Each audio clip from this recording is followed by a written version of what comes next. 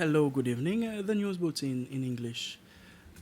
The reopening of the Seychelles Judiciary's work for the year 2025 was marked by a traditional ceremony in Victoria this morning. The event was witnessed by all the judges, judicial representatives, as well as President Wevel Ramkalawan and the Speaker of the National Assembly, Roger Mancien. The theme chosen for 2025 is Justice for All, a Shared Responsibility. To note,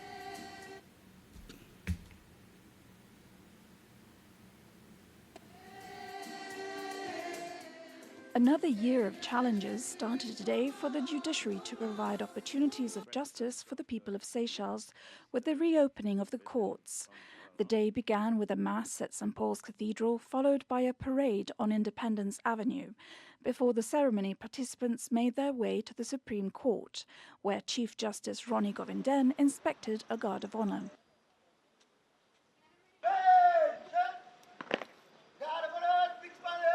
Later, he presented 10 key points he considers crucial for achieving the objectives of the 2025 theme, Justice for All, a Shared Responsibility. He also mentioned the possibility of organizing virtual hearings, allowing broader participation, particularly for those who cannot be present physically for court hearings. Among this year's priorities are the modernization of the judicial system and the introduction of mediation to reduce the number of cases. It's the last straw, so it's the last attempt to solve a conflict. It's here. But many people out there can resolve cases, right? Society, NGOs, public at large. It's justice for all. Justice is a humane concept. So let's sort out our issues, our differences. Let justice be greater than, going to court. It's the responsibility of all. In a stern warning to the public, the Chief Justice condemned any attempts to politicize the judiciary or sow division among judicial officers for personal or political gain.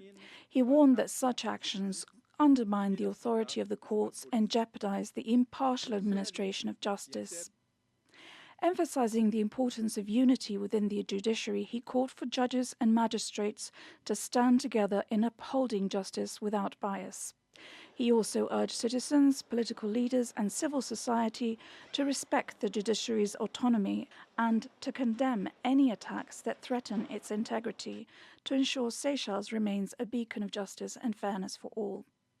In 2024, the judiciary completed 5,695 cases across all courts and tribunals. This year, the judiciary will address a backlog of a total of 3,532 pending cases. to note, the Chief Justice's speech is being aired right now on SBC 3. A man was found dead in an apartment building in Perseverance.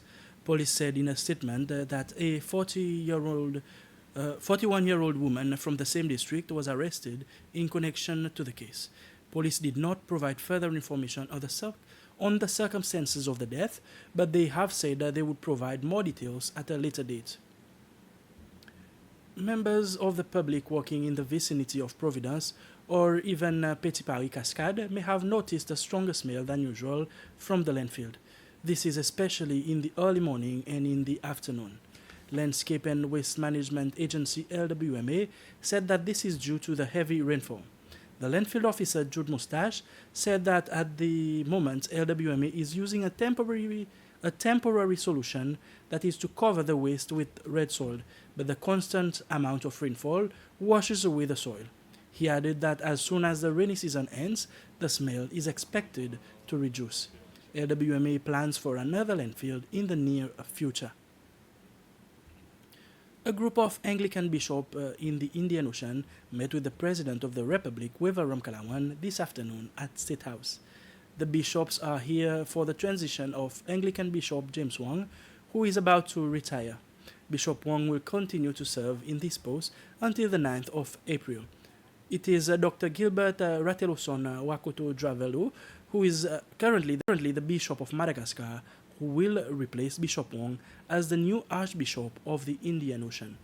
The change will officially be made on January 19th. The Seychelles Port Authority embarked on a project late last year to construct two laybys alongside the road facing the IDC car park, which leads to the commercial port. This project is almost completed.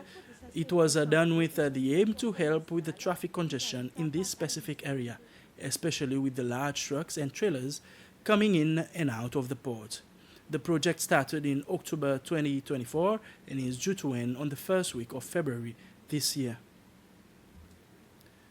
The Speaker of the National Assembly of Seychelles and President of SADC Parliamentary Forum, SADC-PF, Masiene, has handed over the presidency to Madagascar's Speaker of the National Assembly, Justin Tokele. Speaker Masiene, who has been in the role for the last 2 years, did so at the SADC 56th Plenary Assembly which took place in Livingstone, Zambia. This year's plenary assembly was held under the theme Leveraging Technology and Innovation for Smart, Inclusive, and Responsive Parliaments in the SADC region. Delegates talked about the importance of integrating modern technologies to transform parliaments into more dynamic, inclusive, and responsive institutions. MNA Regina Esperon, who also accompanied Speaker Masiene, also presented 2 reports, including the Seychelles Country Report. With this, we've come to the end of this news bulletin. Stay with us and be back at 8 for News in Creole.